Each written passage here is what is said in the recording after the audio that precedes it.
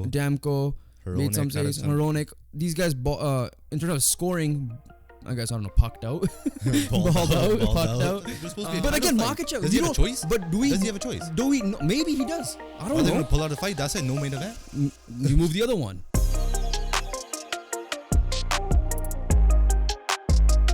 What's up, everybody? Welcome back to another BTR podcast. Before we get started, please like, comment, and subscribe.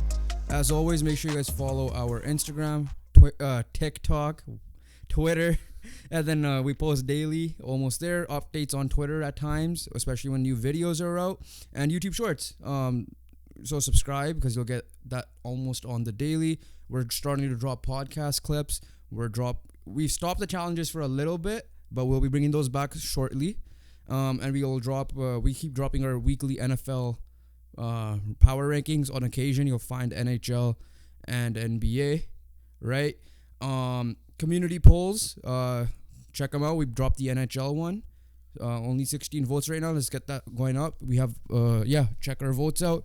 Audio listeners, make sure you guys download it, whatever audio platform you guys use. But before then, come to the YouTube and then subscribe and like it. Then go back to the audio and listen to it at work. But also watch for 30 seconds so we could get a view count. We're trying to scam our way to get the numbers exactly. Up. Hey, Through the Wire does this type of promotion. We got to try this out. Yes. All right. So yeah, do that and then give it a 5-star rating. Enjoy it. Let's try to. Obviously, it's way too early for us, but eventually we want to be on the top sports podcast. Yeah. Before we continue. We dropped our NHL season preview on Tuesday. Make sure you guys check that out. The early support has been great. Over there, you'll get our total predictions, how Jovan and I think the standings will be, award predictions, etc. Cup winner. Also check our tier list, which is what we think is the preseason rankings. That was dropped on Sunday. We're working on guests. I'm working back and forth. Don't worry. We'll try to get some better experts than us out on this thing. Yeah, for sure. But next up, NBA should be out opening week, the weekend before the season actually starts. But in between, so this coming Saturday or Sunday, hopefully we don't have any glitches or anything, a guest podcast episode will be out. Not an analyst one, but like a regular person in the community who will come on the pod, talk about their journey, talk some sports with us.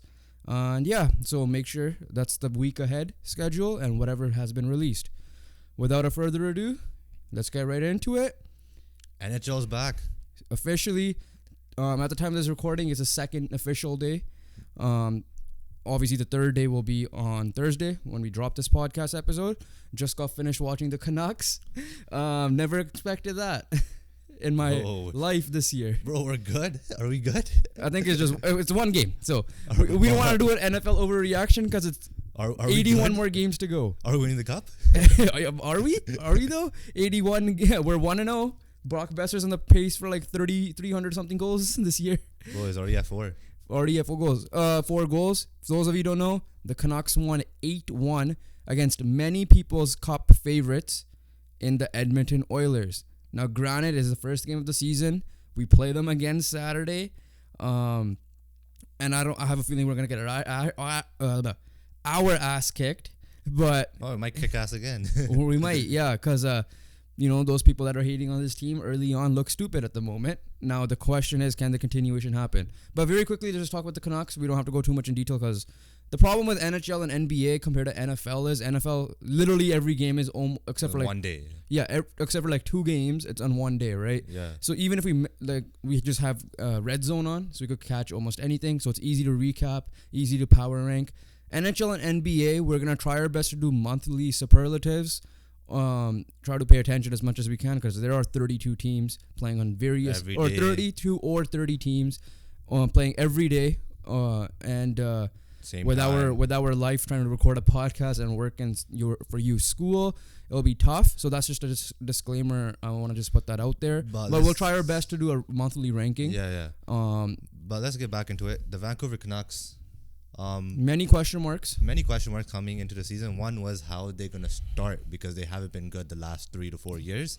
And it's the best start we've seen in the last 3 to 4 years. I don't know if maybe having the one home game helps because now we're on a 5-game road trip. The last 2 years, we started up with 6-7 game road trips where I think this not last year, but the year before, I think we beat Seattle and then came home. And last year we were winless. I think we had 2 overtime losses and a lot of comeback losses. A lot of blown leads. For example, we were not confident even when it was 4-0 that Oilers last year came back 3-0 and they would do it again this year. Except I don't know what happened to them. They shot the bed. Both teams were playing undermanned for cap reasons with cause of injuries. I'm not sure how any of that works. So any cap experts, you guys could just mention it down below. But yeah, the biggest question mark was, the biggest story was no distractions. But literally, Tuesday and Monday were the 2 biggest distractions came up. One, the Canucks may not be interested in signing Elias Pettersson long term because he doesn't want to. That's a lie. I think it's a negotiation tactic because after today, give him whatever he wants. Contract, 1 goal, 3 assists. Yeah, and then the second one was Connor Garland, who supposedly did not request a trade but changed his agent and is allowed to look for a new team. But it's reported by Rick Doliwa that it's not a trade request, so maybe because we were trying to trade him, so maybe on that end. But of course, he skyrocketed his value with the goal today. Yeah, got a goal today himself. But yeah, back to the game. One thing that I really liked, that I've been like praying. I don't know ins and outs of hockey, like how I know soccer. But the one thing I know is that if you have a good forecheck, you're gonna be good. Pius Suter, Sam Lafferty, Ian Cole, the new Canucks. Yeah, all showed out today in that sense. Obviously, the one thing I know about hockey, and I've been praying that Canucks do it right now, even with the Boudreaux time, Travis Green time. I was like, yo, just figure out a way to how to execute a proper forecheck. Because you can't defend in your own end, might as well defend in their end. For me, it's not even just a forecheck, just like battle. Every 50-50 puck, do that. And it looked different, right? Power play was moving well. The penalty kill against the best power play only scored 1 goal, which was, they were bound to score 1. I'm not going to say too much about it. They're way too good. But you got a game where you got Leon Draisaitl slashing someone at the end of the game and Connor McDavid cross-checking someone at the end of the game. So you definitely frustrated them. It's a wake-up call for the Oilers especially, and it's fun for us because especially, even though I'm the quiet one usually in the group chat out of the 2 of us, obviously in the podcast it seems like I'm the more talkative one, but outside of this podcast, you're the more talkative one. And then not just you, like Cousins just talking shit in the group chat because that's the best. Our mommy is Oilers fans. So outside of that, there was obviously implications of this game, divisional battle as well. Start off strong, show us who we are, and shut people up, right? As simple as that. This is why I think PD not signing compared to the one before might be better because he wants to prove himself, and he'll get that contract at the end of the year. Obviously, if I'm the Canucks, try to get it done ASAP because his value is going up and up if he's going to play like this against the top-tier team. And yeah, same thing with Philip Perrone. You got to figure that contract out. But hey, right now, just find a way to lock him up because today's game was, oh my God. We witnessed good hockey again. Yeah. And meaningful time. At a meaningful time. That's the emphasis. Because good hockey was played last year. But it was meaningless. Yeah, now it's the first game. So the question is the road trip and the continuation. Hey, whatever you can say, right? This is the best start you've had in the last 3-4 years. I'm going to double check what if you lose 5 games in a row, this is still the best start you have in the last 3 or 4 years. Continue talking about the Oilers for a second, what you saw, and then we figure out what happened with Thatcher Demko. Yeah, that's probably the only cause for concern. Oilers, for me, they were just outplayed, right? Okay, battling the flu. They were outplayed. They had some chances in the beginning, first period, where Canucks weathered a storm. Thatcher Demko, obviously, big part in that, making some big saves. And this was not 100% Thatcher Demko either. And after that, Canucks just took over and just never looked back. The one player I'm the most happy about, Brock Besser. Yeah, that guy obviously is getting first star. Yeah, obviously. First star, obviously. Before we get into that 4 goals, the dude has been battling injury after injury, his dad's sickness to eventually his death. His passing obviously was then when he came back last year, injured right before the training camp. And also struggles himself. Struggles himself because of that. Yeah. Right? Because of that. That's a part of the reason. Obviously, another part is like he's not performing well. All of that things combined together is going to take a toll on your game. Yeah. And game like this, finally you got to see him smiling. He had a trade request himself, but rescinded it because he says he wants to be here. And I kid you not, I think this is the first time I've seen Besser smile today. I genuinely, Like, I know people say trade Besser, and don't get me wrong, I understand the reason. I completely do. But I still have a soft spot where I'm like, please don't, because I know there's capabilities of that goal scorer, and that shot, the first one, insane. He found positioning. And the last thing about the Canucks, because we could just go on and on because we're actually happy, is well, I guess it could be a concern as well. But the top players played, right? Miller, Hughes, Petey, Demko, made some saves. Hronek. These guys, in terms of scoring, I guess, I don't know, pucked out. Pucked out. And the other guys, like I said, Suter and Lafferty, Joshua with the fight, or providing the grit, the forecheck and stuff. But the question is, we still need secondary scoring. Hopefully, Bluger and all these guys come back. And I'm not saying they're going to do anything like that. But yeah, we got secondary scoring from Connor Garland today. And Dakota Joshua, but I'm not counting that one because that was way too late. You know what's the main reason why we scored 8 points? I mean, goals. Because we almost scored more than the Dallas Cowboys. But but the main point is this, right? Last year we were always looking for that perfect shot. This year we just shot the puck. Yeah. Right? Whenever we had a chance, we shot the puck. That's how Besser got 4 goals. Yeah, so however the flu bug is going around because Demko, that was the reason why he just got off the ice. Connor Garland, I think similar. The flu has been going through the team. Hopefully that's what that is. It's not nothing serious. Nothing serious. Maybe that, because obviously I know there's the new COVID thing going around as well. Not gonna talk about that because we ain't no medical people. Yeah, I hope it continues. Simple as that. Next story. Connor Bedard. Hey, first 2 games. The only team to play back to back. Back to back start the season. First game facing off against Sidney Crosby. Won, which was the most surprising part. The Chicago Blackhawks won 4-2. And Bedard picked himself a secondary assist, getting his first ever point in his NHL career. Flash forward to Wednesday against the Boston Bruins. They lost, but Connor Bedard got the only goal in a 3-1 loss, capping off at 2 points in 2 nights and getting his first ever point, and next game getting his first ever goal. Yeah, the goal wasn't a wraparound, so it's not a classic Bedard dangle or a shot, but it is what it is. Dude might get fined because he wasn't wearing a helmet when he first pregame skate. You have to wear a helmet? Young guys young guys have to. The veterans don't. So like he came out without the helmet, right? To skate around. To be fair, he's playing like a vet. Yeah, he's playing like he belongs. That's for sure. But yeah, and the other funny thing with Bedard, finish out the Bedard thing. Yeah, he looked confident from what I was seeing, from what I was hearing as well. Obviously, it sucks that he's Chicago because it's. I'm hoping he does well, but the team shits it, so he kind of requests a trade to Vancouver. Come to the Canucks. And the other thing I love is that they're marketing him well. ESPN is doing a good job trying to showcase Canadian hockey players and how hockey is, because he was on the Pat McAfee show, obviously. But the other funny thing was he's playing Boston today on Wednesday, and they brought out the 2011 winning team. Connor Bedard's a huge Canucks fan, and it's public.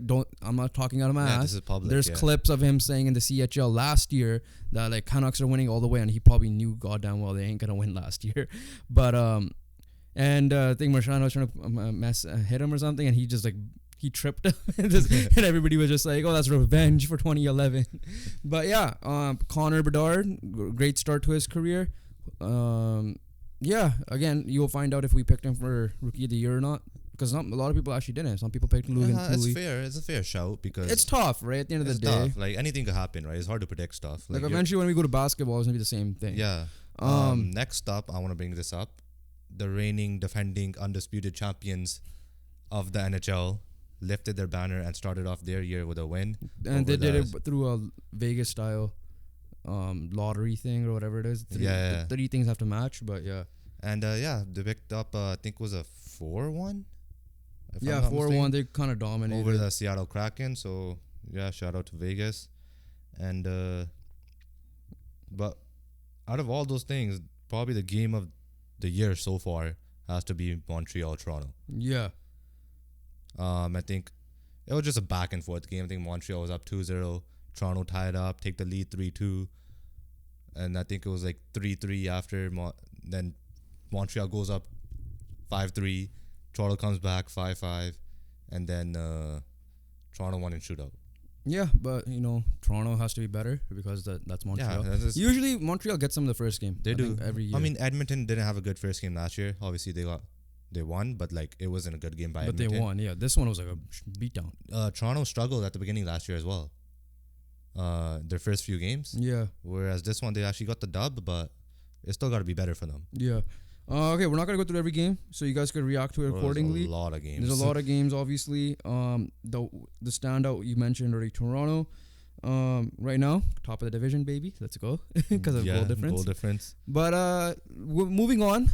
That's just like everybody, NHL fans. If you guys don't like the NHL, tune in. Trust me, you'll enjoy it. It's fun. It's fast. If you like football, you guys probably will like hockey. Simple as that. If you guys like football, you guys might like hockey. But I feel like sports in general. No, I'm just saying in general. Like football is hitting. This is hitting. Hitting. Yeah, that makes sense. Physical game. But before we get into the biggest story that came out right before the regular season started, Owen Power, Buffalo Sabres, made another smart extension. Literally early first overall pick. Yeah, early extension. From 2 years ago? 7 years, and let me pull it up. I think it was like 8.5 per. Yeah, something around there. And Buffalo locking up their 58.45 million. Buffalo locking up their guys early, which is smart. It's risky. It's risky. But right now it's a smart because at the end of the day, Owen Power could turn himself into an 11 million player. If you believe in your development system, and clearly they should. They should, yeah. Do it right now. Granted, at the end of the day, a player could be like, "No, I want to wait," like Pedersen, like Matthews, take short-term deals and cash out more and more, especially with the cap going up. But at the end of the day, a young 18-year-old getting $58 million, it's a lot of money to say no to early on, right? Again, similar to, like I said, if you like football, you like hockey, but the same thing, a hit could change a guy's career. At the end of the day, $58 million for a young kid is a lot. Like, even, hey, in the podcast world, let's just say if this hopefully takes off, someone, I don't know, 650 wants us, and they offer us like $1 million, or not even $1 million, let's just say like 200K. Bro, I don't even think it's that. I don't know how much that. I'm saying 200K for now. Yeah. Each. I think that. I'm taking it. Like, obviously off the bat. I ain't gonna be like, I'm gonna bet on myself and try to get the $1 million, right? Like, early on, you gotta take it because you don't know. Like, I never dreamt of getting that much, right? So that's what young players are probably also thinking, which they also gotta be careful about for obvious reasons. But yeah, no, congrats on Owen Power. Buffalo doing it right. Can they continue this factor? Because Tage Thompson, like I said in the NHL preview and the tier list video, 7x7 something. That's a steal That's right now. a massive steal right now. Currently, you don't know, he could fall off. Hopefully he doesn't. Yeah. But with the year he had a good year that year. They locked him up. And there are people like, it might be an early extension because he finally had one good year and outperformed himself this past year. Yeah, no, like this is why like PD should have been locked up long term. He was 6 years, still long term, but not the max. But yeah, that's the Owen Power extension. We'll keep an eye out on any other trades. Maybe PD extends right now. Who knows? But the biggest story, though, however, we touched on it during the summer when this came out. And it's also official, and they added more to it. It's the banning of... The story is mainly on the Pride jerseys, but it's a banning of any cultural or any type of event, celebration, or awareness pregame, for example. And this all stemmed from the Pride night fiasco with the Russian players specifically, starting off with Provorov, eventually the Stahl brothers, who aren't Russian. But I think it's the Stahl brothers, right? Eric Stahl? Yeah, I don't remember. I think it was Eric Stahl and those guys, obviously Kuzmenko and Canucks. Pavel Datsyuk was a guy like that. Essentially saying they were not going to wear a pride color jersey. Pride color meaning LGBTQ plus communities that wear rainbow type colorful stuff, right? Colorful. And and which is kind of bogus, which led to other cultural nights or other awareness nights also being canceled. But you're allowed to practice this off the ice. And like I said, mentioned then, I know we said it, is just stupid. That you're enticing, and the reason was I think Bill Daly was on Halford and Brough, and I'm sure he was on other networks explaining the same thing. Essentially, that they don't want players to feel uncomfortable in terms of dealing with the media for these questions. But my question to you is, what about why are you enticing the players that are against it and ruining it for the other cultures and stuff? And then the players that do want to support it, for example, there might be an NHL player right now that has a family member that's part of this community, the LGBTQ plus community, and they want to support them by saying like, hey, and okay, so you took that away. Before I even get to the auctions that go to charity, the tape, like, it's just tape. Who cares if a player chooses, like, if the player wants to do something, let them do it. If they want to warm up in a pride jersey, or if they want to use rainbow tape, let them do it. Tape is a different story. Tape is your own stick. You could do whatever you want to your own stick, right? Whereas jerseys, yes, that's a team thing, NHL thing. Tape is a player's choice. At the end of the day. And that's where I'm confused by the tape. And then obviously locally we do Diwali night, we do Aboriginal night, First Nations night, we do Black History Month, we do the celebrations of that. Done. Hockey fights cancer is throughout. Hockey military is done throughout, right? And so you're telling me for hockey fights cancer, the reason, okay, even with Diwali night here, South Asian night, Dallas did, other cultures, you're telling me that they auctioned the jerseys off and equipment, and certain percentage, I don't know how much, goes to the charity, obviously, and a certain percentage, depending on the team, keeps it. And the value is because the player wears it. You're telling me if Pedersen wears a Diwali shirt or a jersey, let's just say, when we're Punjabi, Pedersen was written in Punjabi. Yeah. Let's just say one of us wants to, and we auction for it. What's the value of that? Him wearing it, warming up in it, compared to not wearing it. Right? Like, the value skyrockets. It skyrockets significantly, right? Especially, let's just say, Bedard, for example. Crosby, for example. All these big players. So you're hurting charities for all these events. And on top of that, sticking with the Canucks, Arshdeep Bains is Punjabi. Let's just say he gets a call up to the Canucks when Diwali comes around. Or let's say he's going to call up when another team's doing South Asian night, like Dallas did last year when Robin Bawa was the guest of honor for it.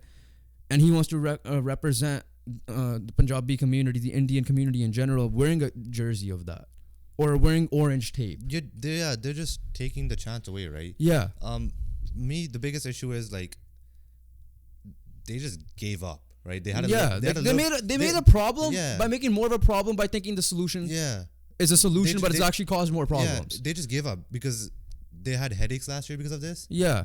And they're like, all right, screw it, we're done for everything. So you're telling me, like, hockey, like, fights cancer now, you could still sell it off the ice, you could practice it off the ice, which is fine. They do that anyways, but eyes are on the ice. Hockey fans watch their team. Hockey fights cancer is a whole NHL thing. People that are, I'm sure many people, majority of people, I know our family went through, some people dealing with cancer, whether it be directly related to us, directly through our mom and dad side of the family, friends, whatever. It touches people, and then you're raising money for it, and now you're taking that away, right?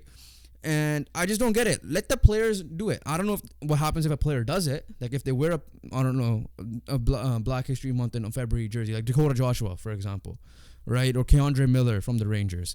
Or when PK Subban was playing, Subban.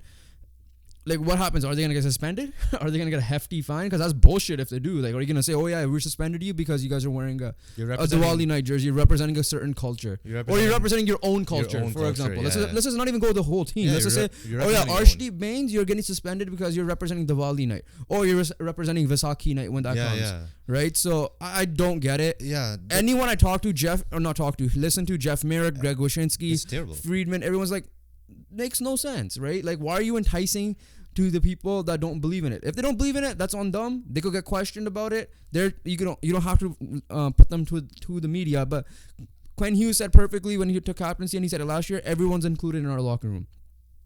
You're like, this is so hypocritical that you're saying that it belongs to everyone, right? Now again, we're talking about other cultures, but let's go back to Pride Night, because that's the biggest question mark in this, right? And whether you guys believe in that or not, religious beliefs, or you personally don't believe it, that's on you. We obviously support all cultures, all sexual orientations and everything, right, around the community, because we play local sports. right? Like soccer, hockey.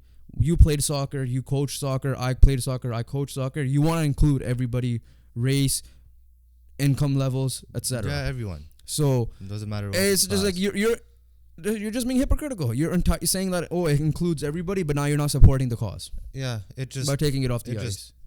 They just made a bigger mess. It would have been just simple fix if you just didn't do anything. Yeah. And but the thing that pisses me off is like you gave up like something that you wanted to happen was to include everyone, and through hockey, and you just gave up on that. Yeah, that's what pisses me off. Cowardly. That's all it is.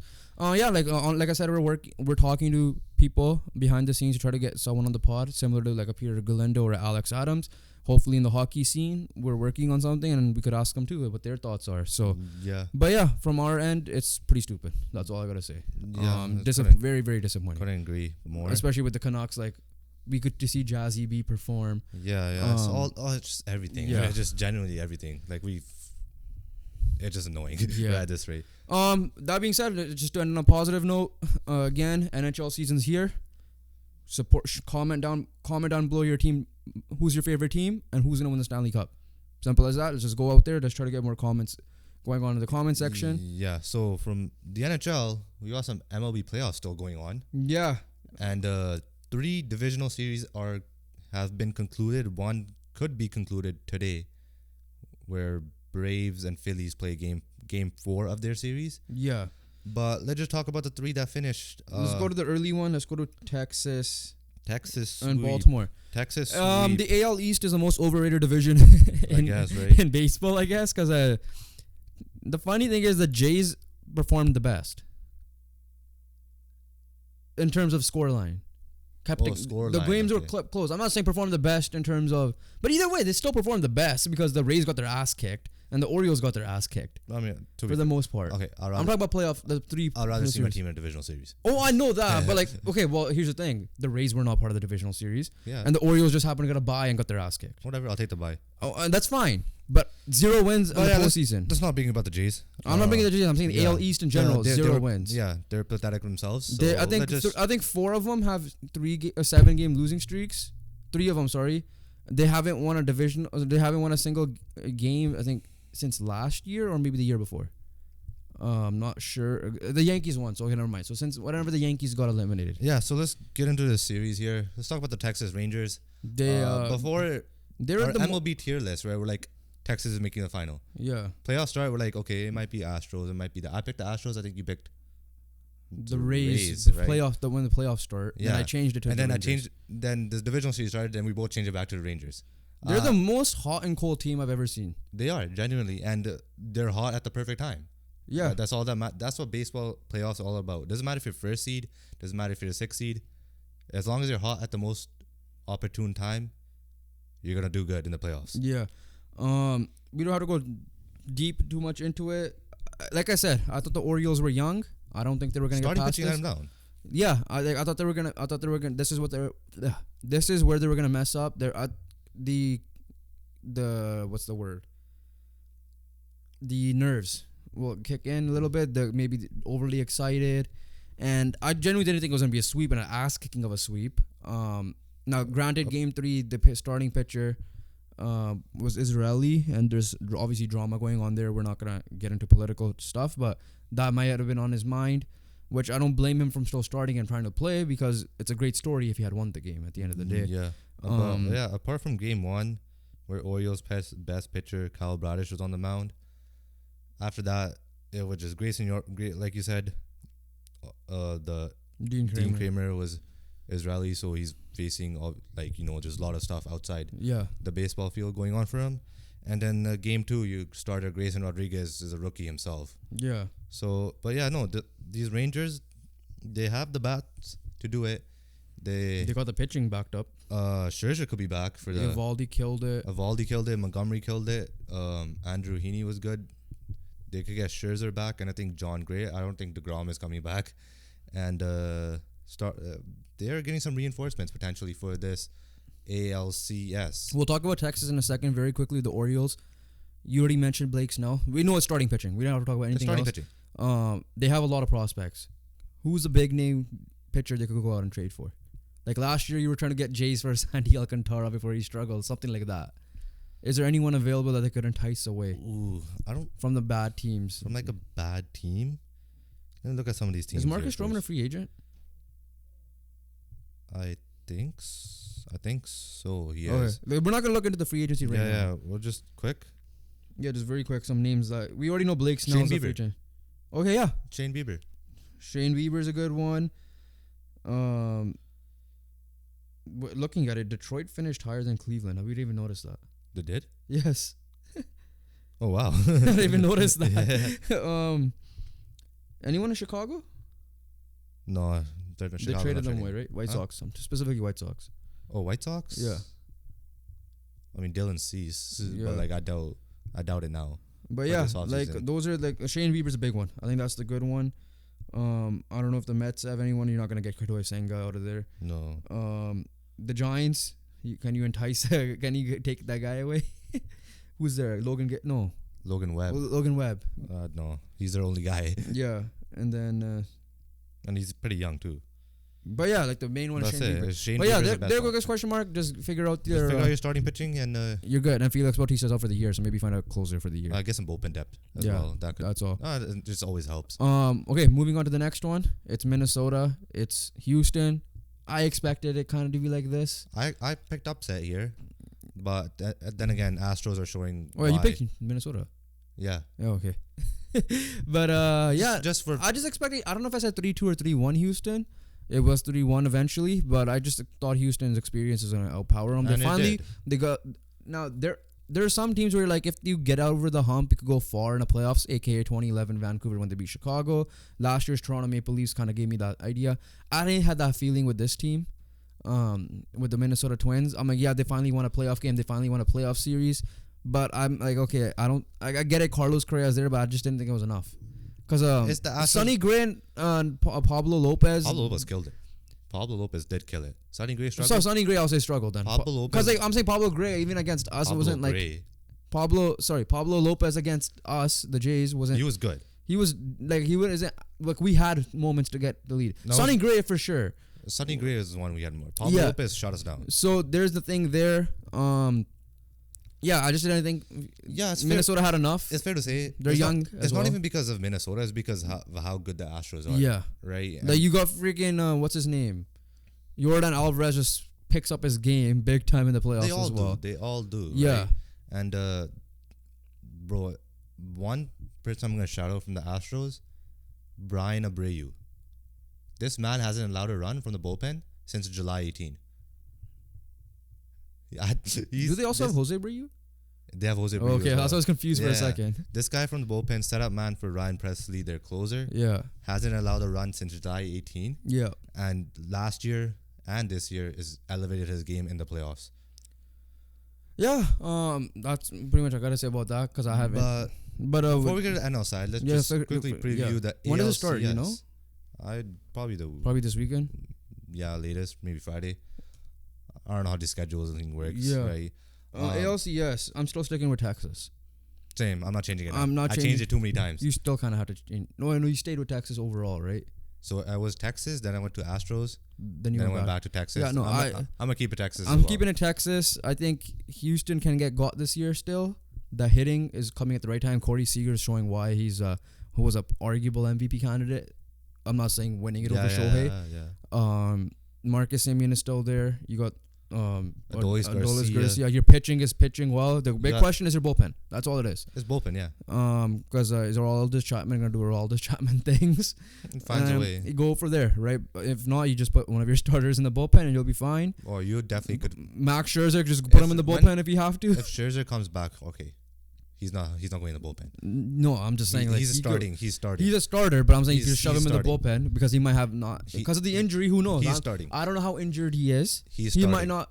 Okay, okay, fine. He starts, but I won't be surprised if he goes 3 innings. That's what I mean. Yeah, that's fine. But he's starting. He's not. If he's going 3 innings, he's starting those 3 innings. So that's what I'm saying. One of the other starters will follow him up. Yeah. So anyone else. So that's what I just said Scherzer's name because he's coming off the IL. Is essentially what I'm saying. It's Scherzer. He's starting. Yeah, but we'll see. But like someone like Dane Dunning. Watch me be right, or you're gonna be like, what the hell, bro? I'm be pissed off if you're right. I'm not even gonna accept it because that's bullshit if that happens. I'm not accepting Hey, that. so far I'm looking right on the freaking the Cincy code. Zach Taylor so far. So Nah, they could figure it out. yeah, no, I'm saying early on. I still don't think he gets fired even if they Early on, Yeah. but we'll go to the NFL after. But yeah, I'm 3-2. Oh no, it's You don't no, brought it it's up. 4-3. Oh no, I know. So go on, you were elaborating. But yeah, it's a best of 7 now. it's best of 7. 4-3. I think a 4-2 Texas. I just okay. 4-2 Texas. Bro, their bats are nice. But I'm I going think 4-3. they're about to nice, but I'm going Houston. I'm going 4-3 Texas. I'm going 4-2. I'm gonna go close it at home. I think is it 2-3-2? How do you even know? 2-3-2, yeah. Game 2-3-2. Oh, so game 6 is there. In Houston. Are you What? Are you good? I meant to say myself because I messed up. You said 2-3-2. Yeah. So I game messed 6 would be at Houston. Yeah, I messed up. Okay. Yeah. I tripped up. Either way, I'll stick with 6. Yeah, I'm going with 7. And I think if it goes 7, Houston gets it. Scherzer starts as well. I think Houston gets it if it goes 7. So that's why I'm gonna go Texas and 6. Yeah, makes sense. But Texas have some like starting pitchers that could go in the bullpen. Yeah. I think the starters will be like Scherzer. Heaney will be the If guy he- going in if- the bullpen probably. Yeah, Heaney could. But Scherzer, Montgomery, and Evaldi are like your 3 starters. All right, let's move on. Let's talk If about Scherzer's back, yeah. let's talk about the biggest surprise. Yeah, I sensed upset here. You did. I did pick the Dodgers in 5, I believe, or 4. No, you picked Arizona, didn't you? No, I didn't pick Arizona, Oh. but I said I wouldn't be surprised if Arizona Okay. wins. Whereas you were locked on Dodgers. I was like the Dodgers don't have the starting pitcher to do it. You were right. And even when Kershaw did that, I was like, okay, yeah. Well, they have I no believed chance. more in Mookie and Freddie to help carry And the load. Mookie went over in the whole series. Yeah. And I think Freddie Freeman only got like 1 hit. But I did not expect sweep. No. That's for And sure. the way they got swept. And But yeah, no. Shout out to Arizona. hindsight, that trade looks bad with the Blue Jays, but It looks very bad for Blue Jays. But Gabriel Moreno is hitting I home told runs. them not to trade him. Corbin Carroll is hitting. They've been just hitting home runs. In general, like that's all. Like most of their runs, they're just getting home runs, and they have the starting pitchers. They have their 2. They have a Their closer. big 2 duo. They have a closer in Paul Sewald. Zach Gallen's looking good. Postseason not too much for him. Same with Merrill Kelly. And the issue for me is after that, who will be your starters? Because now it's a 7-game series Yeah. where you can't really rotate. Don't know what to say too much because Dodgers got ass kicked. It's as simple as that. They got their ass kicked. yeah, something's got to change. Something's got to change because you were by far the favorite in this series on paper, right? Like you can't disagree with that. I mean, part of the changes could be getting your players back healthy as well. Like Tony Gonsolin, starting pitcher. True. Walker Buehler, starting pitcher. But they also got messed up last year by the San Diego, That's when Walker Buehler got injured. and then they got messed up the year before that. That was against who? That was the Braves. Maybe I think. Atlanta. Maybe I think that was ALCS Braves. Yeah. Either way, like your team is NLCS. your team is that stacked that you can't be getting swept by Arizona. I don't care if you don't have the starting pitching, you have the power and the bats, and you still have one. You won whatever you won. You finished like it's the same story as last year. You finished like 12 games ahead of the second place team in your own division. Think about it that way. Yeah. So, But at the end of the day, pitching matters. And you didn't have that. As simple as that. something's gotta change. I'm not saying Dave Roberts needs to get fired, right? It could be Shohei Ohtani. It could be hitting coaches. Okay, that helps. It could be hitting coaches. It could be batting, pitching coaches. I don't know, but something's gotta change. It's gotta. Kershaw's not a playoff performer himself, and that's your most reliable starter. At the end of the day, in this roster, what I said about Minnesota, especially for Baltimore, applied to Arizona.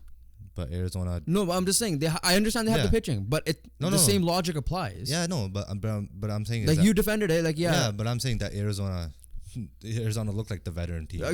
That's my point. That's what they did. I did not expect and that. they're playing like that. Like playoffs, like I said, pitching, bullpen. I mean, starting pitching, bullpen, and home runs, and that's what Arizona did. But yeah, something's got to change there. I'm sorry, Lance. But yeah, shout out to Arizona. Shout out to Gabriel Moreno. But my guy. that being said, I think Arizona's road ends here because the winner of that, I'm picking the Phillies still. Phillies or Braves, I'm picking one of them. Yeah, but I'm picking Phillies to win. And I'm picking Phillies to No, I'm saying Arizona. Before we go to that series, I'm saying Arizona roads should end here. It should end, yes. Not saying a sweep, but it should end. It should end, but low-key, I'm kind of rooting for them. My pick was Phillies from the beginning of the season. That's the one pick I was confident in, that they will come out of the NL. Well, no, you were slightly not confident when they started off bad the year. But I still had them in. I was like, as long as they make the playoffs, I'm fine with that. Okay. And they made the playoffs easily. That's probably the one team I was fully. That's one pick I was, defending from start to end. Atlanta got their ass kicked. They got destroyed. And listen, first of all, let's go back to game 2. Oh, what a finish. I thought that could have been a turn in the confidence. Clearly not. Bryce Harper was playing hero ball. Because he's Bryce Harper, he's not going to get called out on it as much. Okay, to be fair to him. No, To be fair to him, it was an incredible catch. He admitted it himself. It's a mistake. I'm a mistake. That's my point. Yeah, it is a mistake. Yeah. But I'm saying also, like, if his manager and him call it out, I'm listening to them over you. Yeah, 100%. I'm not like defending him, but I'm saying I could see a reason why he ran. Listen, he also like for the Boba Shot, I was like, "What the hell are you running?" This one, situation when happened in the wild card. Yeah, he ran it. If he got out, then it would have been a combo. Because it was Bryce Harper and he went through the stop sign, he was playing hero ball at the end of the day. Oh, that one. No, I'm talking about. I'm just saying in general because he plays hero ball in the base running. In those ones, with the Boba Shot, I didn't see a world where he should run. This one, I saw a world where he could run, but ultimately it was a mistake, 100%, and it was on him. He went past second. That was the mistake. That was a mistake. Yeah. The mistake was he stands at second. Yeah, he should have stayed at second. Yeah. And even like what's bad when the Braves messed up.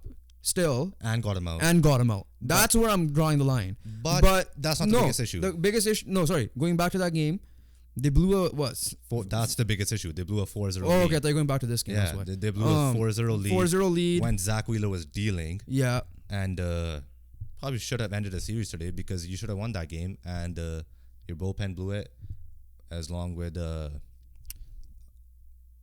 was going to say Austin Riley. Move this way a bit. I'm out of the camera. No, you're in. I think it's a little cut off. That's all. But yeah, like I'm saying, Austin Riley's big home run, and their bullpen blew it, and Bryce Harper was then blew the base running. The final piece. Yeah. I'm not taking away anything from the catch. Don't get me wrong. That's an amazing catch, but again, as a base runner, you got to be careful. But he made that up because you go to game 3. Where I'm like, okay, maybe Atlanta might, confidence boost. It's a turning point for Atlanta, but it kind of sucks when the series is shifting back to Philly as well. Yeah. So like, it kind of levels out, and it definitely went in Philly's favor because Bryce Harper got 2 home runs. Listen, I don't Trey know Turner got a home run himself. I don't know how they're getting 10 hits and can't get runs. Like Atlanta's literally the Blue Jays right now. Yeah, and Aaron Nola on them. Like I said, bro. It was set up for a Philly sweep after they won game 1. Yeah. Right? They found a way to beat Spencer Strider without using their best pitcher. Yeah. And they blew the Zach Wheeler game. And we're like, okay, maybe they screwed it up here. But Aaron Nola did his thing. And we'll see. I think it's, again, the game 1 matchup. Spencer Strider versus Ranger Suarez. I don't know if there's a accent to it or not. But I'm going to say Ranger Suarez. I'm still sticking with the Braves. And it'll go 5, and I'm gonna say Braves close out. I'm still gonna stick with my 3-2. At the end of the day, it's still projecting. I predicted Phillies 3-1. Yeah. And so you have a chance at it too. I have a chance. I'm still sticking with my Braves. They did this last year. They finished it off at home, 3-1, and I believe they'll do it again this year. Yeah, I'm gonna stick with 3-2 still, because hopefully they learn something. But yeah, that game 2 is like the reason why we love the MLB playoffs. Yeah. It's simple. Anything could happen. Literally anything could happen. Like, even in the was it like Arizona? Not just the underdog story, but there was another comeback that fell short. I think it was Minnesota-Houston game 1.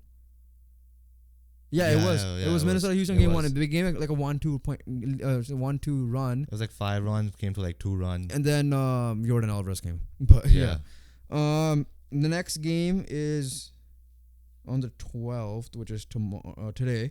Yeah, that's the final game. And then the 14th is game 5, which is Saturday. So maybe ALCS and NLCS start on like the Monday. Sunday or Monday, yeah. Yeah, so I'm still going to stick with the Braves in 5. All right, let's move on. Quick fire. We got massive news, and one of the things we have to talk might not be as quick fire, but before we get into that, I look like an idiot because I believe that New York Liberty were gonna win. Oh, okay. I wasn't gonna lead off with that. I was just straight. It's the final, right? Might as well lead off with the final. Yeah, I was gonna say the NBA preseason's going on, but that's about it. That's it. But yeah, WNBA Finals, and I tuned in, saw the score was massive. they got their ass kicked. Yeah, I saw the score line. I'm like, all right, time to put on the Canucks game or the baseball game. Yeah, it's simple. I looked at stat line. I think the only person that showed up was Jonquel Jones. Brianna Stewart struggled. Sabrina If Brianna Ionescu. Stewart struggles, you're screwed. And Sabrina Ionescu will struggle. Where I look at the other side, you got like AJ Wilson, Jackie Young, and Kelsey Plum going off. So yeah, I was fully confident that Liberty were gonna win before. They still can. They still can. I thought they were a better team. I think they're going back to New York. They have to split, take home. That's all it is. I guess Vegas Aces, the continuity is real, and they'll probably win back to back. I guess Becky Hammond is that elite, but yeah. I said 3-2. I thought it was gonna be a 5-gamer. It could end in 3. Who knows? I could still go end in 5, but I'm still confident. Why wouldn't I be in Vegas? I'm trying to tune in the next game on Sunday, so see what happens there. But yeah, Jonquel Jones, I saw a couple of minutes of it. She was just being what she's good at. She's offensive rebounds. She's a beast. Yeah. But yeah, you ain't winning a game if Brianna Stewart is 6 for 17. There's no way. Like I'm not even giving Sabrina a pass, but I'm just saying this is her first 2 for 10. But for her first finals experience, expect nerves. I'm not saying expect nerves, but not 2 for 10. But nerves. Brianna Stewart's been there and done that. Yeah. So that's the difference there. Especially against AJ Wilson too. But moving on to the big news. Yeah. Massive news in the UFC. So first off, UFC's not even this weekend. Yeah. It's next weekend. So we'll do our predictions then. By the way, this weekend, if you guys care, Misfits event. It is ESPN's promoting all over it. It is a pro fight. KSI versus Tommy Fury. We're not going to go into it too much, but you know, whoever wants to watch boxing and wants to enjoy boxing, this is the event for you. It is pay-per-view, so you do you. We're not condoning any piracy here. But if you guys want to watch some creator boxing, that's how we got into it a lot more. It was fun. So that's how you guys will get into regular boxing. But that being said, UFC. UFC in Dubai. I forgot which one. Abu Dhabi, sorry. I don't know which one this was. 290 something. Well, I lose the numbers anyways. Yeah. But it was supposed to be, it was already elite. It was already elite. It was Paulo Costa, Hamzat Chimaev, co-main, I believe. And the main event was Oliveira Makhachev 2, right? News comes out Tuesday that Oliveira had to pull out, and it was a legit injury. It's proof. It was a massive cut on top of his eye, like those ones that you could see when combat sports that looks like happen. a third eye type of cut. Yeah. So he actually had to pull out. It's not like he... But the person who came in was surprising to me a little bit. It makes sense, but it's a big risk for Alexander Volkanovski coming off surgery. I think the pressure is more on Makhachev. Yeah, no, but the risk is for Volkanovski. Yeah, but Volk said himself in July that he has a feeling that he'll be fighting in this. At the end of the day, so he's preparing as like if he's gonna be surgery. Yeah, it's still. Well, yeah, but like we don't know how long. We don't know. It's a risk. Medical thing. It's a risk. Everything's a risk, then, man. Like I'm just saying, like everything's a risk. Everything is a risk. What? When it comes to just any life. Okay, yeah, but this, I'm just saying no. That's just. But I'm saying we don't know what the surgery is. Risk. But what's the surgery? Do you know what the surgery is? No, but do you know what the recovery time is? You have no time to prepare for Islam Makhachev. Okay, he said he had surgery. He probably knew he was the backup, and he was anticipating this in July. We don't know that. How do you know that? He said it. Volkanovski himself said it. There's a tweet. I could pull it up right now. He's like, I have a feeling. Doesn't mean. Yeah, but he's saying like I have a feeling, so he's probably training. You think he was gonna take this fight without training? It's still a risk. But to be honest, do you think he's taking this fight without taking proper training for it? Yeah, of course. But it's still a massive risk because you're stepping in. You're not fully prepared. It's simple. I agree with 100%. that. You're not fully prepared. But my point to you is he believes he was gonna be in this situation. He got into the situation, so he took the fight. Now, granted, it's a short notice, and you're right. I'm not picking him as the favorite for that reason. That part's a risk, but pressure's on Makhachev and not Volk because of that. I'm just saying the risk factor of. If you're saying the risk of the injury, he probably managed that well. The risk factor of not being fully prepared for a fight like this is going to cost Volkanovski, and I'm sure he's fine because he's. That's where I'm going to pick Makhachev. It would have been different. That's why it would have been different if he's never fought him before. If it would have been different if he was never fought him before. The difference is he's fought him before, and he'll learn from that, and that's probably what he was working on. So Yes, there's a risk because every fight there's a risk of going into it. Yeah, but not every coming on a fight's- short term. Not every fight short notice. Yeah, I get Not that. every fight short But notice, at this right? point, it's part of the game. Now you're just bringing. But it's part of the game. Yeah, I'm not saying it's an excuse for him, but I'm just saying, is it the right decision? I don't know. I don't know. I think it personally. is. I think it is because if you have a title opportunity coming, you take it. And I get it. They probably would have fought more, but yeah, it probably wouldn't have been Makhachev. Who knows if Makhachev would have won? Should be the favorite in this. Like I agree with that. Like you're putting the pressure on it, but like there's no. It's a risk. As simple as that. Like it's a full blown risk. Like the fact that you're saying everything's a risk. Like I will not be what surprised. are you trying to like? What are you trying to say? No, for that, if you're saying it's a risk, there's gonna be a third fight. Cause for sure, especially if this is close and he loses, Volk, which I expect to be a close fight and lose, I will not be surprised there's a third fight within a year because that's the whole point. They want to make it a thing. I'm sure Volkanovski was well aware that he's gonna fight, so that he was training. I understand he came off surgery. I get that completely. But the point is, he said it himself in July that he has a feeling he'll be fighting in this card. He got it. He was preparing for it. He planned his surgery accordingly, and Dana got a great thing out of it. Yes, obviously it's a risk. Every fight is a risk. Okay. At short notice, but you can't like at short notice. On my point, I don't get what you're saying by risk though. Like he's gonna get injured again. No, I'm saying it's a risk because I don't think it's gonna risk his legacy or anything like that. Okay, I'm trying to say that like it could be a walk-in L against Makhachev. That's what I'm trying to say. Bro, we've seen short notice fights and the other way. Justin Gaethje versus Tony Ferguson is a prime example, and there was other ones too that have happened. Yeah, no, like but that. like right now. After Volkanovski, and listen, Volkanovski no, I'm gonna cut you off for a second. Let me finish. Let me finish. Okay, go, because like, I have a counterpoint. Go. No one's like Makhachev right now. Makhachev, who was Makhachev preparing for? That's where the pressure. Who was Makhachev preparing for? Oliveira. And now all of a sudden, in 11 days, he has to prepare for Volk. Volk, on the other hand, was preparing for both fighters. Game plan A, game plan B. Whereas one guy was strictly preparing for Oliveira. That's where the risk and pressure comes in. The risk more is on on Volkanovski's side, but that pressure is on Makhachev's side. They're both on Makhachev's side. No, the risk is on Volkanovski's side. What's the risk? I don't get the risk part. Like, what do you mean it's a risk? Because it could the be risk. If you're saying the risk, we're gonna get into it. That's Usman, because he's legit moving up in weight, and I know Volk is too. But Volk's had the experience in upper weight class already against the champ. The risk. The pressure and the risk is on Makhachev because he was literally preparing for one guy. The risk is on Volk. The pressure is on Makhachev. What's the risk? I don't get the risk. The risk is you're not 100% prepared. But is Makhachev 100% prepared? Makhachev was in freaking full-on training camp. He's for Oliveira and Volkanovski are different fighters. But conditioning is there 100% for him. I'm not fully 100% confident. Oh, I believe so. You think Volkanovski's taking this fight without being prepared? Sometimes you just take the opportunity if you could get it. It doesn't mean okay. That's fine, but I don't believe that.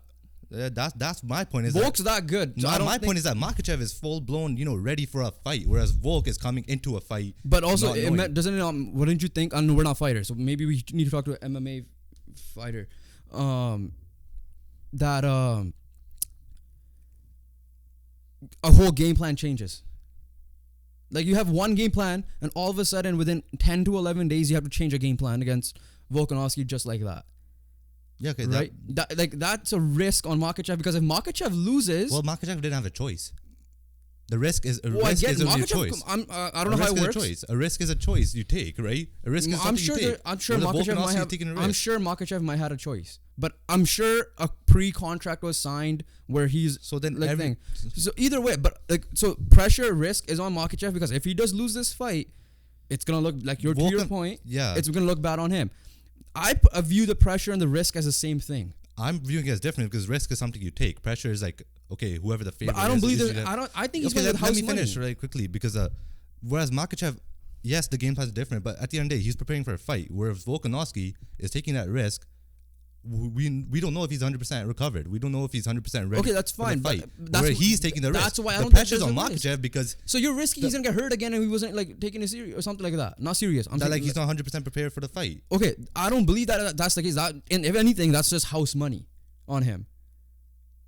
If you're saying the risk is gonna hinder his reputation, and because of that, the pressure's on Makhachev because like how Usman. I don't know how you're correlating that though, because it's risk is something you take. You're literally a risk is something you take. Volkanovski's taking the risk. Okay, fine. Makachev's not taking the risk. I kind of get Volkanovski's taking the risk. Okay, fine. Okay, I get that part, but I still think it's house money, because if he wins, he's gonna get the big stuff, right?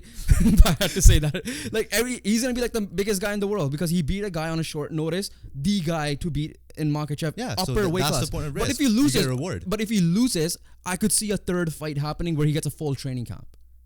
That's why I'm saying there's like no real risk to him. And the risk for me is maybe he's not fully recovered and he gets injured further. That's the only risk I could see. If that's what you're not saying, then I disagree with you, because I think everything's on Makhachev, because Makhachev is prepared for a fight, like you said, and no one's gonna care that like, oh, he got a guy on short notice. It's a big deal where you have to game plan for a different fighter within 11 days. Yeah, it's different if you had like 1 or 2 months. Yeah, okay, but the thing is, for me, a risk is something you take, and Makhachev's already in the positions. He's not risking anything, whereas Volkanovski he's risking his belt. But I mean, he has to, right? Like, there's supposed to be a but again, fight. Makhachev, does he have a choice? But does he have a choice? Do we know? Maybe he does. I don't know. Are they going to pull out a fight? That's it. No main event. You move the other one. I don't know. To get rid of the Which fight. is the same situation. To get rid of the fight. No, get rid of both fights then. It could be. Who knows? It could have been. Like, no fighters. I'm sure Dana was well prepared to figure out. Yeah. If it was not Volk, it could have been someone else in welterweight. The one thing we agree on is that like the pressure is on Makhachev. Or sorry, lightweight. One thing we agree on is pressure is on Makhachev. And we'll see what happens there. It happened to be Volk. I don't know if it wasn't Volk, I probably would have been Gaethje. Yeah. For example. But yeah, one thing we agree on, pressure's on Makhachev. And he's got to figure out to get this done. We're not going to prediction now. Yeah, moving on to the next one where Kamaru... Joe was like, I'm tired of this. I know, like... we could go on and on. We could go on and on. Like you've seen our conversation go on for hours. True. Right? But we're not trying to make this podcast 3 hours. I know, but the quick fire one. I knew it was going to be quick. Quick fires took like 15 minutes already. Whatever. UFC's own topic now. WNBA is a quick fire. Fuck it. My bad. We're lying to society right now. Right? We changed it. Okay. Other side is pretty much much topic's fucked. Huh? The topic's fucked. No, I'm just kidding. But all right, next one. So the original fight was Paulo Costa, who is a middleweight, taking on Khamzat Chimaev, who is going up to middleweight and to fight, right? And this one actually has more stakes than the other one, because I feel like the other one's gonna be a trilogy fight no matter what happens. This one, however, Usman is going up in weight as well, which is weird because they're both welterweights. Oh my god, they might just do like they might just do a catch weight fight. Yeah, just before you start, Usman's filling in for Paulo Costa. Yeah, so eventually he's the one who's filling in for Paulo Costa, as reported. But like, you know, in my head, I'm like, oh, they're probably gonna go to welterweight. I kind of get it. Maybe Khamzat Chimaev is the one. He was already up in weight for all we know. I don't know. I saw Gilbert Burns, who's teammates with Usman, showing that he's training. So again, we don't know how long the behind the scenes were about him being the backup, ultimately, because the rumor was supposed to be Khamzat Chimaev versus Usman. That was the big heavy rumor until Paulo Costa got announced to fight, right? And Dana made it even more bigger stakes, whereas the winner will get Sean Strickland. Number 1 contender match right here. This is ultimate game number 1 contender match, and I'll take it one step further. Let's just say Usman wins and he beats Sean, which I don't know if it will happen. Izzy might not get a rematch anytime soon because he doesn't want to fight Usman, but that's who knows about that. But yeah, that's the future. The thing here is that both of them were the same weight class, and they're both moving up. Yeah. To middleweight. Yeah. And winner faces Sean now here Strickland. It's again pressures on Khamzat because he's been going up in weight. For a fight. He's prepared for a fight at upper weight. Whereas Usman is maybe he is, maybe he isn't. We don't know that. Right, that's where the slight differences with the main event, because these two guys are both going up in weight potentially, and Khamzat looks like a guy who could be a middleweight, whereas Usman maybe not. He's a little bit shorter because he was rumored to go up before he lost to Leon, right? This one, it's tough. I don't even know what to predict. I think it might preparation wise you have to say Khamzat. Next week. This one is predictions next week. Yeah, no, I'm just saying in general. But whereas the other one is clearly the most pressure, and for me the risk is on Makhachev. This one, it's like I could see different outcome, right? Like it's not like it's weird because Khamzat Chimaev isn't a champ either, and he's not. But he's preparing to fight at a heavier weight more than Usman is. But yeah, it's gonna be exciting. We'll talk about more rest of the card next week. But those massive changes. what this quick fire became to a whole argument session. Whatever. Hopefully it's entertainment for you guys. There's no quick fire guys today. WNBA. Well, I'll just label that as WNBA now. Okay. There's no point of putting one quick fire topic. Quick fire is supposed to be like 5-10 minutes of like multiple topics. But moving on to our last thing here, NFL. We talked about Misfits boxing. So you could tie it in technically. No, whatever. Yeah, so moving on to NFL, should we just start off with our superlatives? Right, quick. Let's talk Week 5 recap to. Let's talk Monday. We gotta talk Monday Night Football. Sorry, Sunday Night Football. We haven't talked Sunday Night. No, we did talk Sunday Night Football. We did Monday talk Sunday Night. Night. We gotta talk Monday Night Football. Monday Night Football was very quickly. Our prediction was completely wrong. I picked Packers. You picked Packers, and the Packers are falling back down to earth. Yeah. That's Jordan all. Max Crosby was a beast. Absolute beast. Absolute beast, and took over no answer there for that Packers O-line, and Jordan Love isn't Aaron Rodgers. Turning the ball over now. Turned the ball over, right? So that's pretty much for that game. Out, but like the Packers are having last 2 games have been them and Washington are like the same boat. Yeah, and the big L to the Lions and a very winnable game against the Raiders. Yeah, and that horse collar might have saved the game. Saved the game because it led to a field goal. Yeah, they had to do a field goal instead of a touchdown. Yeah, but yeah, no, Packers they need to figure out a way to bounce back, otherwise it could get ugly for them. Yeah. All right, let's move on. Now we're doing our superlatives. The week 5 recap now. Wow, we're already 5 weeks in. Yeah. Week 5/week 6 preview superlatives. Starting off with your most disappointment team of week 5. Most disappointing team of week 5.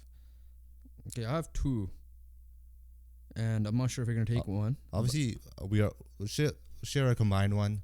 The combined one, we already talked about it. You can check out the last episode. You scored 0 points. Yeah, that's we're not gonna. This is outside the Patriots because we already mentioned that last. But yeah, who's one of your teams? Who's your number 1 option? Dallas. Oh yeah, Dallas is the obvious one as well. 10 points, 3 interceptions for Dak. It's my disappointment. Ugly. I should talk about it. Right? All right, talk about it. Yeah, my bad.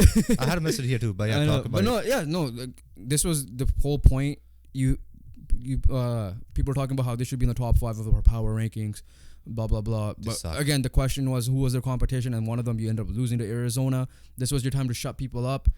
Obviously, did not happen. San Francisco balled out on both sides, all 3 phases, I guess you could say. And Dak did not perform, and you needed him to perform. You can't tell me Trayvon Diggs is the reason why you guys are doing this bad. As good as he is, you still have Stephon Gilmore on the other side of the secondary, and you have the elite pass rush that you're supposed to have with Micah Parsons, and they just game planned better than you in both sides. Yeah, they beat you in every phase, and also you CeeDee Lamb. Yeah, like I don't know. Figure out a way to get CeeDee Lamb the ball. Yeah, and I'm telling you, this is where Mike McCarthy's play calling to me was a big question mark against the top teams, and especially top tier defenses. And Trayvon Diggs is not an offensive player, so your offense should be scoring 10 points. Yeah, as simple as that. You can't win with 10 points. All right. My disappointing team, obviously Cowboys was one. Another one team expected to win by a couple possessions was the Washington Commanders. You know, you're playing a winless Bears. Okay. You're playing decent football, and now you're taking 3 straight L's. There's still some, I see some promise, but at the same time, your O-line is terrible. What you said about CD, Terry McLaurin applies here too. Yeah, and you're not using Jahan Dotson really. Yeah, they're both. The enemy's using. A shout out to my buddy who also commented on the last episode. I'm looking at that. Pretty much, he mentioned if you're a number 1 and a 1A or 1B, you need to have a lot of the 20-25% of the targets. Yeah. So combined, they should get 50% of the targets. So Bieniemy needs to figure that out. Logan Thomas is a solid tight end himself. Yeah. But Terry McLaurin should not be having 5 targets. What's it? Whatever it was. Yeah, I think it was 5. It was terrible. That's what it was. You got to figure out a way to get your best players the ball, your best playmakers the ball, and Terry McLaurin is clearly one of them. So give him a chance. That's it? Yeah. I'm going to give an honorable mention who I was considering. It wasn't that one. It was the Baltimore Ravens. Yeah, I was considering them too. That was my other one, just cause divisional matchup. You were leading a bad interception late, a lot of drop. Nelson Aguilar, that fire truck meme here, or fireman meme or not a fireman, the guy who saved the baby or something. He's I'm not Nelson Aguilar. Yeah, something like that. But yeah, I consider them too. I just said Steelers are better than Bears, so I gave it to the Commanders. But yeah, your surprise team of the week. Chicago. Like I'm going with Chicago. Literally everything you said about the Commanders, but the opposite, right? Like Justin Fields carried his performance from the first week. This time kept. I know he got Broncos game. So from the Broncos game, except for the late game decision making and whatever happened. This one he had 4 touchdowns, 0 picks, and zero fumbles. How many yards? 282. That's solid. 15 for 29. Yeah, whatever. But the key thing is you did not turn the ball over. And on top of that, you rushed for 57 yards on 11 You know what the carries. key thing is? What? That Dallas and Washington didn't do? What? You got the ball to your number 1 playmaker. Yeah, and DJ Moore had 230 yards. You got the ball to your playmaker. So they literally had 3 people receiving. That's it. Yeah, and DJ Moore's like all of them. 8 receptions on 10 targets for DJ Moore. Cole Kmet 5 for 5 on 42. And then Robert Tonyan 2 for 2. So yeah, DJ Moore he threw everything. for 285. 230 was DJ Moore. Yeah. Like that's how you get the So ball. literally That's how you get the ball to your number 1 guy. But yeah, and then I'll say. Let me see. You can say yours, and I want to see if my honorable mention was that one. Honorable mention Jets. I don't know how the hell you scored 31 points. Okay. Yeah, it was the Broncos, but still Zach Wilson led team. You scored 31 points, but Yeah. I'm gonna go with Pittsburgh. They found a way to win. Oh, okay. Clearly, in my opinion, the Ravens were a better team all around with injuries. Baltimore losses. Baltimore, Lamar threw the interception, and you still needed a game-winning touchdown, and Pickett and Pickens found a way to do it. Matt Canada, you're still not a good play caller, but at the end of the day, you found a way to win, and they always find a way to stay around the 500 area. Yeah. They're division leading now, I'm pretty sure, as well. Yeah. They're tied with Baltimore because of that. Yeah. Overall, they're ahead because of the tiebreaker. My honorable mention was New Orleans.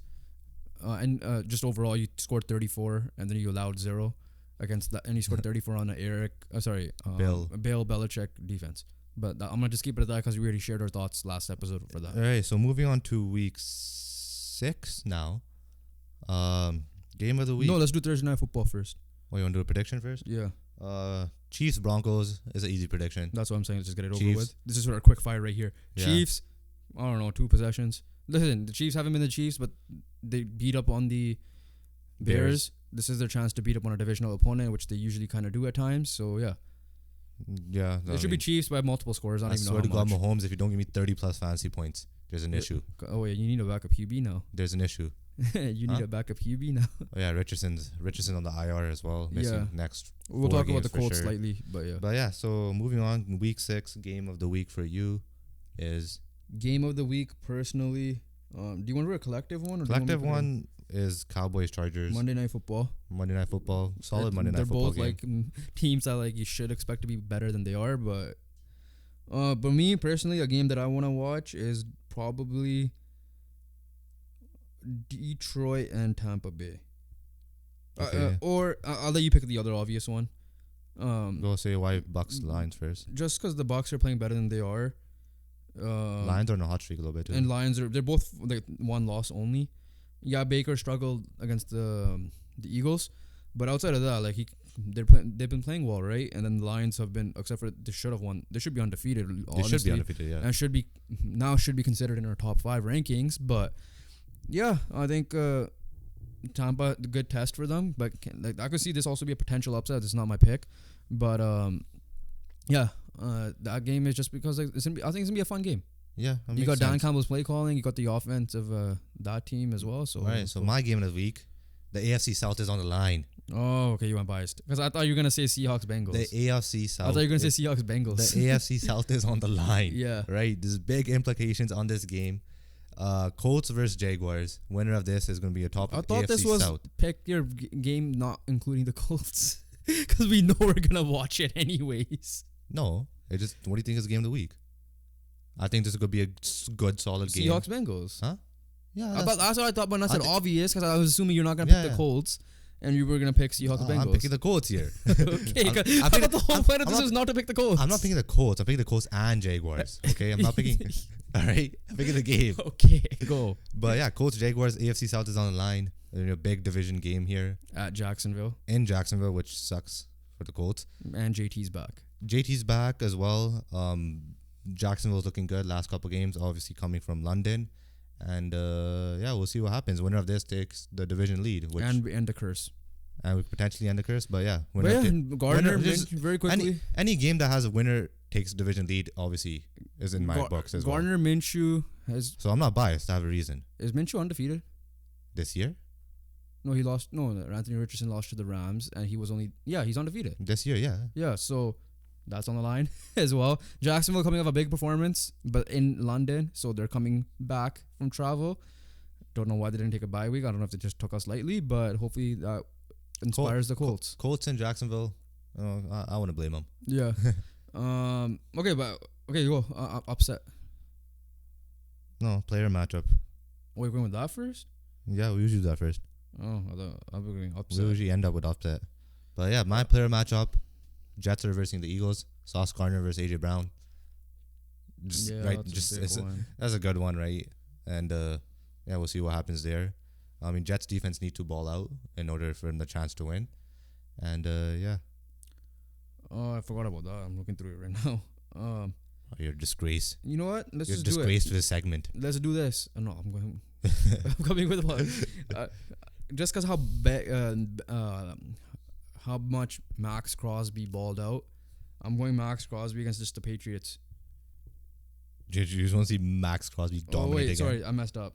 I was gonna say I'm gonna go defense versus defense matchup there. I have one in my head. I just want to see if I have a different one. Use the one in your head. What's the whole point of using a different one? Okay, Micah Parsons versus Justin Herbert with Austin Eckler back. Yeah, that's a good one. Just to see, because Dallas wants to wake up. Herbert's coming to up be a bye more week. specific, if depending on which way he lines up, could be a matchup with Rashawn Slater. Yeah, but I'm just saying Justin Herbert and Austin Eckler is supposed to be back, and I just want to see how Micah Parsons does and how Staley, quote unquote defensive coach, does. I'm gonna go with that. Yeah, makes sense. Now upset alert. For me, you already said it before. I went with the Buccaneers. Okay, yeah. I'm not saying like I'm gonna pick them to win, but I'm saying I won't be surprised that if they win.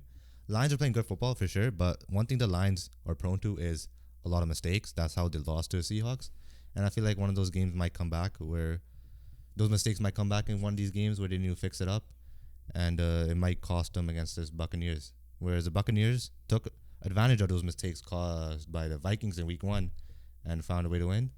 I feel like it might be something similar there. For me, I was alluding to it, Seahawks Bengals. Since I thought you were gonna pick that for game of the week, I'm pretty sure I picked Seahawks in our family pick'ems, if I'm not mistaken. I could see did too. Yeah, because Bengals are favored. Seahawks are the better team right now. I want to pick someone I'm not gonna go the obvious head to head. I'm not trying to go.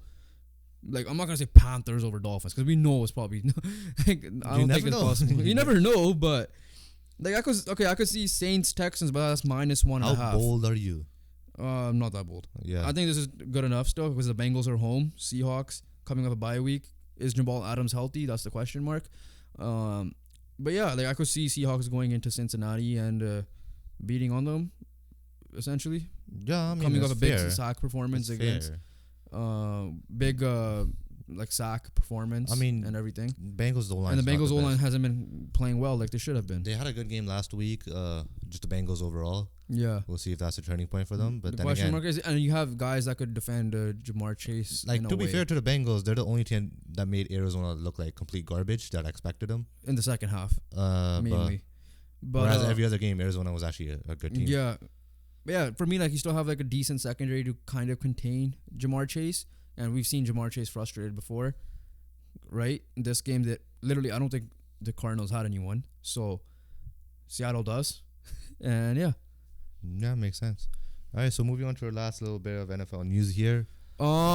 Makes sense. There's a trade, same exact trade. I think as the other trades with the same package. Van Jefferson from the Rams is getting traded to the Atlanta Falcons, and this is because of Puka Nacua and Tutu Atwell and Cooper Kupp coming back. Cooper Kupp coming back, and they have Higbee. I forgot his first name. Who? Van Jefferson's. That's why I said Van Jefferson. I'm pretty sure it starts with an R. That's my guess. I've always just heard Van Jefferson. I'm is that the name? I mean, yeah, obviously that's his last name. It is. You're looking it up? I'm trying to find it. Rams news. It is. Trying not to have some dead air here. Yeah, right. Like this is where our incompetent knowledge comes in, of a third string wide receivers, number 3 options on teams. It just says Van Jefferson. It's like Richard. I don't know. That's my guess. Yeah, I'm pretty sure it starts with R. I'm googling it now. That's Google it because I literally just the report I hear it just says Van Jefferson. Jefferson. Imagine if first name is Van. That's what I'm thinking. Is it Robert Van Jefferson? No, it's not. Bro, what is this? What did you search? I just searched Van Jefferson name. Van G. LeSean. Yes, I'm right. It's Van Jefferson. Is Van Jefferson? Yeah. I thought it was like. No, I was right then. No, I'm an idiot. So they shortened the Van part from Van. I thought Van Jefferson was the last name. No, I was right then. You tripped me out, man. That's official. Your risk thing is wrong too. No, that's right. But yeah, no. Van Jefferson is a Atlanta Falcon. You know, deep threat for them there. It's a decent option for sure. Could open up the field for Bijan a little bit more, and obviously get Kyle Pitts, who had a good game. But it's not the. Let's be fair. It's not the best place for a wide receiver just because their passing game, other than last game, is not very good. They're obviously a rush attack now. Yeah, they're clearly. But Desmond Ritter's been holding his own, so we'll see. He is holding his own. But yeah, I think that's all. I don't see any big news. Thatcher Demko was dehydrated, battling the flu, says Rick Tocchet. Good job, Rick Tocchet. You pulled up a starting pitcher thing, or or the resting the starters in the NBA. You're up 7-1 at that time. And bro, okay, wait. I want to say one thing. Stop fighting in arenas or stadiums, because a Canucks one happened right now. Actually, Canucks Oilers fan were beefing. I think there was one where I think it was the Cowboys and someone. I don't know if it was the Niners game or a different game. Why? I don't know if they're trying so hard to make this like a England vibe or like a European vibe, but just stop, man. Like this is a clip right here. So pointless. It's stupid, right? And that arena's already trash. You can break something, right? So, yeah. The chair's gonna break at this rate. But yeah, so that's all for today. That's pretty much it for this podcast. I don't do the outro, so you do it because I don't know what the hell I'm saying. And yeah, go. Yeah, that's pretty much it. Make sure you guys like, comment, and subscribe. We have a guest video coming out this weekend. Check out our NHL season preview and our tier list that was dropped a couple of days ago, Sunday and Tuesday respectively. We're at 182 subscribers, I believe, at the moment. So we're less than 20 away to 200. So try to help us get that by the end of the month, which we were trying to target last month, but sooner the better. And then we'll keep pumping out some content for you guys once we get a little less busy and especially in December. Yeah. For now, but I'll try to pump up more guests as well. Yeah. As much as we can. Like, comment, subscribe, follow all our socials, especially our Instagram, where you'll see a lot of our posts, pictures with guests, etc. And we want to drop more polls on there, but we want to do it once we get more followers. That being said, we'll catch you guys on the next one. Peace.